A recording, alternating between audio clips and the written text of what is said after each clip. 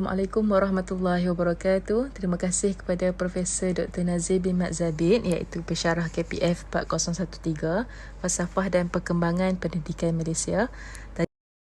Tajuk yang kami akan bentangkan adalah kurikulum sebagai wahana menterjemah falsafah pendidikan kebangsaan.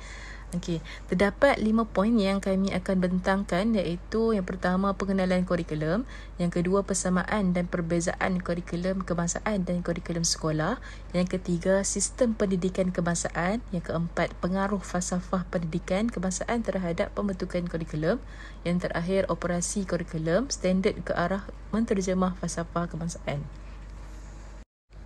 Pengenalan tajuk ini menerangkan pengertian kurikulum, iaitu kurikulum merupakan satu program pendidikan berterusan ke arah memperkembangkan potensi individu secara menyeluruh untuk mewujudkan insan yang harmoni dari segi intelek, rohani, emosi dan jasmani berdasarkan kepercayaan kepada Tuhan. Dengan mewujudkan insan yang berpotensi ini dapat melahirkan rakyat Malaysia yang berilmu pengetahuan, bertanggungjawab, berakhlak mulia serta terus memberi manfaat dan sumbangan kepada generasi akan datang dan memberi sumbangan terhadap keharmonian keluarga, masyarakat dan negara. Seterusnya, falsafah pendidikan menjadi panduan bagi semua aktiviti pendidikan di Malaysia, iaitu dikenali sebagai falsafah pendidikan kebangsaan. Seterusnya, saya akan membincangkan persamaan dan perbezaan kurikulum kebangsaan dan kurikulum sekolah.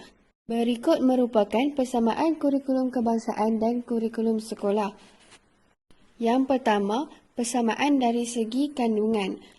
Kedua-dua kurikulum kebangsaan dan kurikulum sekolah mempunyai kandungan yang sama, iaitu elemen pengetahuan, kemahiran, nilai, kebudayaan dan kepercayaan yang diterapkan untuk murid di luar dan dalam bilik darjah. Yang kedua, faktor kemanusiaan, iaitu jumlah murid yang terlibat dalam kurikulum kebangsaan dan juga kurikulum sekolah. Yang ketiga adalah faktor fizikal. Faktor fizikal termasuklah peralatan yang disediakan dan yang digunakan. Yang keempat, kandungan pelajaran. Kedua-dua kurikulum kebangsaan dan kurikulum sekolah adalah untuk memudahkan proses pembelajaran di dalam dan di luar bilik darjah. Yang kelima adalah kegiatan. Garis panduan yang sama untuk melaksanakan pengajaran dan pembelajaran berdasarkan dokumen standard kurikulum dan pentaksiran di SKP. Yang terakhir adalah matlamat. Kedua-dua kurikulum kebangsaan dan kurikulum sekolah mempunyai matlamat yang sama, iaitu untuk membangunkan rakyat Malaysia yang berpengetahuan, berketerampilan, berakhlak mulia, bertanggungjawab, berpegang teguh kepada agama, sejahtera diri dan bersedia memberi sumbangan terhadap kemakmuran dan keharmonian keluarga, masyarakat dan negara. Seterusnya, perbezaan kurikulum kebangsaan dan kurikulum sekolah. Yang pertama, perbezaan dari segi peringkat. Kurikulum kebangsaan adalah peringkat kebangsaan, manakala kurikulum sekolah adalah peringkat sekolah. Yang kedua, perbezaan dari segi penggubal. Penggubal bagi kurikulum kebangsaan adalah Kementerian Pendidikan Malaysia bahagian pembangunan kurikulum, manakala penggubal bagi kurikulum sekolah adalah Jabatan Institusi Panitia atau Guru. Yang ketiga adalah perbezaan dari segi kandungan. Kandungan yang terdapat dalam kurikulum kebangsaan adalah pemilihan kandungan yang seragam, manakala dalam kurikulum sekolah, aktiviti PDP berdasarkan unit-unit yang berada di sekolah dan pelibatan dalam aktiviti kurikulum. Yang keempat, beza daripada segi kurikulum. Kurikulum yang terdapat dalam kurikulum kebangsaan termasuklah prasekolah KSPK, sekolah rendah KSSR dan sekolah menengah KSSM. Manakala kurikulum yang terdapat dalam kurikulum sekolah adalah keperluan institusi seperti prasekolah, sekolah rendah, sekolah menengah dan sekolah khas.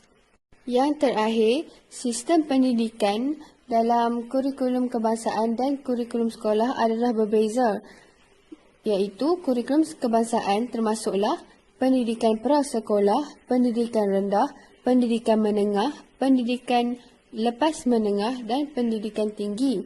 Manakala sistem pendidikan dalam kurikulum sekolah termasuklah prasekolah, sekolah rendah, sekolah menengah dan sekolah khas. Tengok tajuk yang ketiga iaitu Sistem Pendidikan Kebangsaan. Sebelum itu saya perkenalkan nama saya Nur Syairah binti Muhammad Tarmizi. Okey, latar belakang sistem pendidikan Malaysia wujud sebelum kedatangan masyarakat British ke Tanah Melayu. Pada ketika itu, masyarakat Melayu menuntut ajaran agama Islam, menghafal doa serta menghafal kitab-kitab suci melalui para guru agama dan para imam. Mereka menjadikan surau dan masjid sebagai tempat untuk menuntut ilmu. Menurut Wilkinson, masyarakat Melayu yang telah berjaya menghafal doa, hafalan kitab-kitab tersebut, mereka akan diajar cara untuk menghafal abjad-abjad bahasa Arab. Hal ini adalah bertujuan untuk memudahkan mereka membaca doa dan membaca teks-teks bahasa Arab. Okey, seterusnya semasa kedatangan British ke Tanah Melayu, sistem pendidikan di Malaysia adalah berteraskan kepada pendidikan bahasa Inggeris.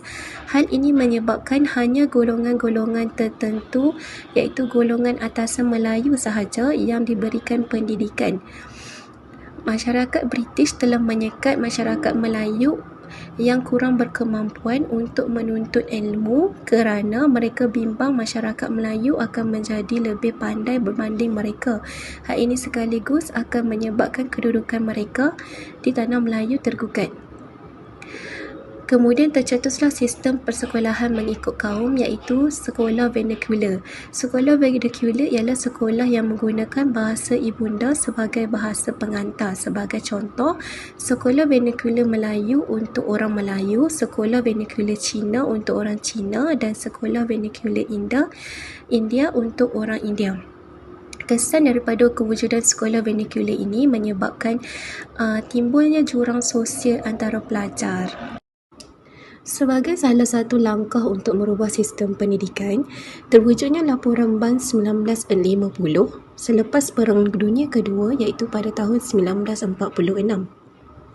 Laporan ini ditubuhkan untuk menjadi penggerak perubahan pendidikan orang Melayu, di mana syur yang dikeluarkan adalah sekolah jenis vernacular Melayu, sekolah jenis vernacular Cina dan sekolah jenis vernacular India dibubarkan dan digantikan dengan sekolah jenis kebangsaan. Hal ini sekaligus telah mendapat tentangan daripada masyarakat Cina. Masyarakat Cina merasakan kedudukan mereka tergugat dan atas desakan kaum mereka sendiri, maka terwujudlah laporan Fan Wu 1951. Laporan Fan Wu ditubuhkan bertujuan untuk mempertahankan pendidikan masyarakat Cina. Namun, pada zaman itu, berlakunya perubahan pendidikan yang kerap. Hal ini adalah kerana untuk memenuhi kehendak masyarakat yang mementingkan perpaduan dan kesejahteraan negara. Ordinan Pelajaran 1952 ditubuhkan hasil daripada Hala 7 Laporan BAN 1950 dan Laporan Fan Wu 1951 yang berlainan matlamat untuk dicapai. Ia bertujuan untuk membentuk sistem pendidikan yang menggunakan bahasa rasmi persekutuan. Semua murid dari pelbagai bangsa disatukan. Antara perkara di dalam Ordinan Pelajaran 92 ialah mempunyai dua jenis sekolah rendah iaitu sekolah yang menggunakan bahasa Melayu dan bahasa Inggeris sebagai bahasa pengantar. Yang kedua, bahasa Cina dan bahasa Tamil diajar sebagai bahasa ketiga di sekolah rendah. Dan yang ketiga, sekolah menengah menggunakan bahasa Inggeris sebagai bahasa pengantar. Ordinan Pelajaran 1952 ini ialah undang-undang pertama yang menggunakan bahasa Inggeris dan bahasa Melayu sebagai bahasa pengantar. Seterusnya ialah Laporan Woodhead di Sarawak dan Sabah pada tahun 1955. Antara cadangan Laporan Woodhead ialah memperkasakan pendidikan peringkat rendah dan menengah. Yang kedua, menitik beratkan kepentingan bahasa Inggeris sebagai bahasa pengantar. Dan yang ketiga, mewujudkan sistem pembiayaan pendidikan yang teratur. Seterusnya ialah Penyata Jawatan Kuasa Pelajaran 1956. Pada ketika itu, Datuk Abdul Razak Husin merupakan Menteri Pelajaran. Penyata ini ditubuhkan untuk mengkaji semula sistem pendidikan yang sedia ada. Penyata Jawatankuasa Pelajaran 1956 ini mengemukakan teras pembentukan sistem pendidikan kebangsaan melalui yang pertama, sistem persekolahan yang sama bagi kanak-kanak daripada semua bangsa. Yang kedua, bahasa kebangsaan sebagai bahasa pengantar utama. Dan yang ketiga, kandungan kurikulum yang seragam dan bercorak kebangsaan. Antara cadangan lain yang dikemukakan adalah sekolah umum iaitu sekolah rendah menggunakan bahasa Melayu, sekolah jenis umum, sekolah jenis rendah menggunakan sama ada bahasa Inggeris, bahasa Cina atau bahasa Tamil. Yang ketiga, bahasa Melayu dan bahasa Inggeris dijadikan mata pelajaran wajib dan sekolah menengah kebangsaan menggunakan bahasa Melayu sebagai bahasa pengantar manakala bahasa Inggeris menjadi mata pelajaran yang wajib. Pengaruh FPK terhadap pembentukan kurikulum. Rajah menunjukkan penterjemahan FPK menerusi pelaksanaan kurikulum dan pengajaran. Antara komponen berkaitan dalam pembentukan kurikulum ialah kurikulum kebangsaan, kurikulum sekolah, kurikulum rasmi, kurikulum tidak formal, kurikulum formal, ko-kurikulum dan kurikulum tersembunyi. Manakala pengajaran yang berkaitan dengan kurikulum ialah DSKP, RPT dan RPH. Kurikulum kebangsaan ialah satu program pendidikan yang merangkumi kurikulum dan ko-kurikulum dalam menyampaikan semua pengetahuan, kemahiran, nilai dan kepercayaan untuk membantu perkembangan seseorang murid. Untuk kurikulum sekolah, ia terbahagi kepada dua bahagian.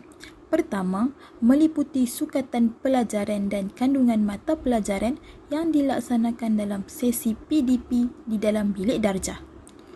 Yang kedua, meliputi aktiviti di luar bilik darjah iaitu aktiviti ko-kurikulum seperti sukan, persatuan dan pasukan pakaian seragam. Kurikulum rasmi. Kurikulum yang diwartakan dan dilaksanakan secara seragam di seluruh negara merangkumi kurikulum kebangsaan dan kurikulum sekolah. Kurikulum rasmi di bawah takbir pihak KPM iaitu Kementerian Pendidikan Malaysia. Kurikulum formal ialah sebagai kurikulum akademik yang mengandungi mata pelajaran dari 4 komponen iaitu bahasa, kemanusiaan, sains dan vocational.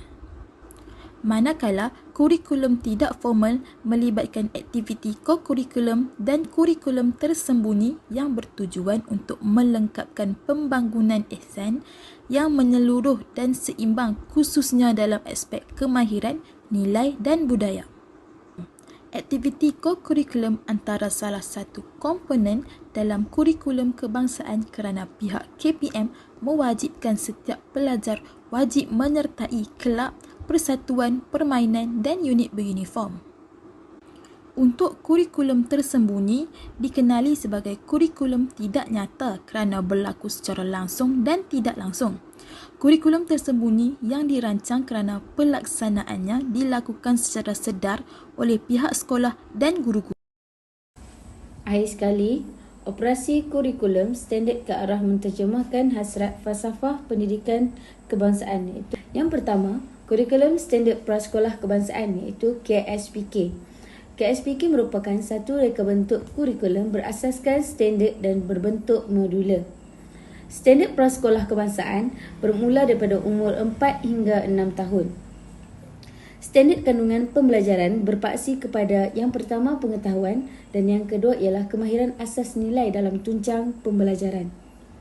Kaedah pengajaran dan pembelajaran ialah melalui bermain aktiviti yang merangsang naluri ingin tahu dan yang kedua koordinasi motor kasar dan halus.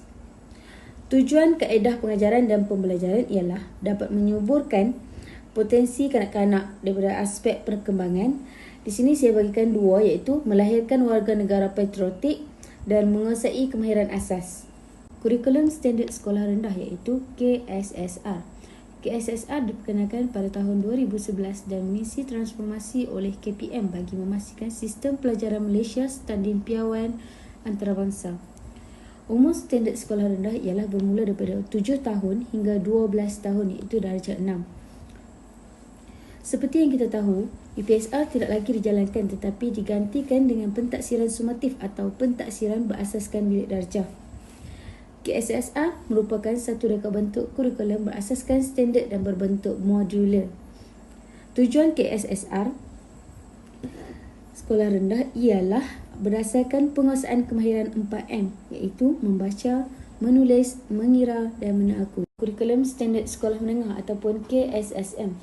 KSSM merupakan satu konsep pendidikan berasaskan standard. Standard sekolah menengah bermula daripada umur 13 tahun hingga 17 tahun. Umur 13 hingga 15 tahun, murid dinilai berasaskan pentaksiran berasaskan bilik darjah. Manakala umur 17 tahun, masih akan menduduki Sijil Pelajaran Malaysia ataupun dikenali sebagai SPM. Tujuan kurikulum standard sekolah menengah KSSM ialah dapat melahirkan insan yang berilmu, berakhlak dan berbudi dan akhir sekali melahirkan insan yang mahir dan cekap. Akhir sekali, kurikulum pendidikan khas ataupun PKBP. Kurikulum yang digunakan pakai di sekolah-sekolah pendidikan khas dan program pendidikan khas integrasi ialah kurikulum kebangsaan yang diubah suai mengikut kecacatan murid dan kurikulum alternatif. Kurikulum alternatif yang digunakan pakai bagi murid-murid pendidikan khas adalah termasuklah kurikulum latihan industri yang disediakan oleh Majlis Latihan Vokasional Kebangsaan ataupun MLVK. Seterusnya, kurikulum yang dibina khusus oleh bahagian pendidikan khas. Sekian, terima kasih.